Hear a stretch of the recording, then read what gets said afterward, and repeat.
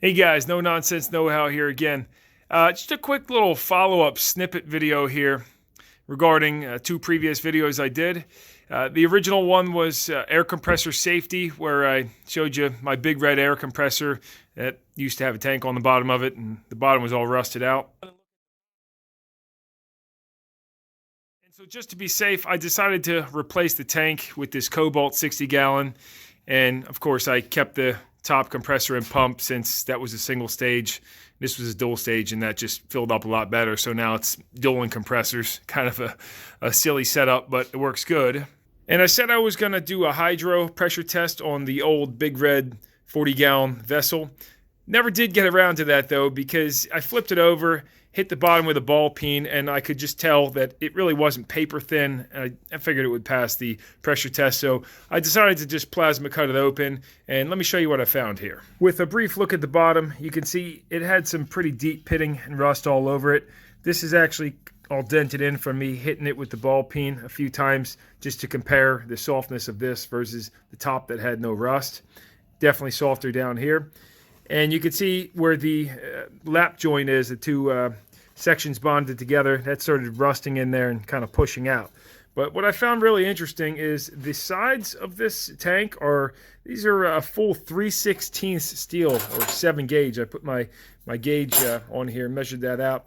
And then I cut this section out of the bottom metal, which is not rusted at all, and I compared the two. And you can see the bottom is considerably thinner. It's about 12 gauge steel, so 7 gauge and 12 gauge. I'm surprised they didn't just use 7 gauge on the bottom as well, due to the rust that can occur. I understand why they used 7 gauge on the sides, because it's under a lot more load on that vertical side. A lot more, you don't need as much strength down here. But anyway, I cut a section out of the bottom. I know it's really sloppy. My plasma torch was giving me a bunch of trouble, so I just kind of rushed through it when I got it working. And you can see the difference in two samples, both from the same sheet metal on the bottom. But this one here, let me try to focus this. You can see like this pitting right here, right where my finger is.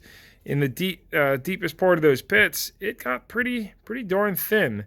Not thin enough to rupture the tank, I don't think. My air compressor sits outside. I mean, the whole bottom just blew right slap out of it right there. But definitely in these little valleys, nooks, and crannies, if you pick that rust out of there, there's not a lot of metal. I will say that I think this would never just blow out completely. Well, you know, it's hard to say. I think it would probably just get a couple pinholes. But if the whole bottom gets all perforated like that and you pump this baby up, technically this tank could go shooting up through your roof. So you know, you don't want that. It's really best to store a tank outside, like I was saying in my previous video. But I just wanted to touch base, since I said I was going to pressure test it. I just wanted to show you guys how thin the metal actually was. And there's one more close-up of that. So, and that might not even be the thinnest part, but you could see all those valleys. Look at that. See all those dips and valleys. So, and off to the scrapyard with that. I suppose I could have done something a lot better with this darn thing, but I was very shocked to see how thick the wall was on the sides of these at 7 gauge. I wonder if the Cobalt has the same thickness. But here's a look at the inside of the other portion of the tank. Got some good rust, but nothing, no real deep pitting. Like these little patches here, they're not that deep. I mean, don't get me wrong, these do have some depth to them, but nothing like the bottom. So the moral of the story is, it's a good idea to keep your tank dry. And you can see I got the automatic drain valve on mine now. And that keeps that baby dry, and we'll empty it out slowly if you don't use it. Waste of air, but it's better to keep the water out of there and keep it from sitting on the bottom. And if you have a tank that's 30 plus years old, you might want to consider taking a peek in there and potentially just replacing it. And I know this video didn't go into too much detail, and I didn't even do the pressure check on the tank, but I just wanted to at least touch back in, show you guys those metals and what I found. Glad I replaced my tank. And I think you should check yours if you have an air compressor tank in your garage that you use on the regular. So give it a thumbs up if you liked it.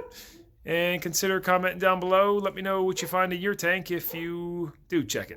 So, Chris Brown here. No Nonsense Know How. See you next time.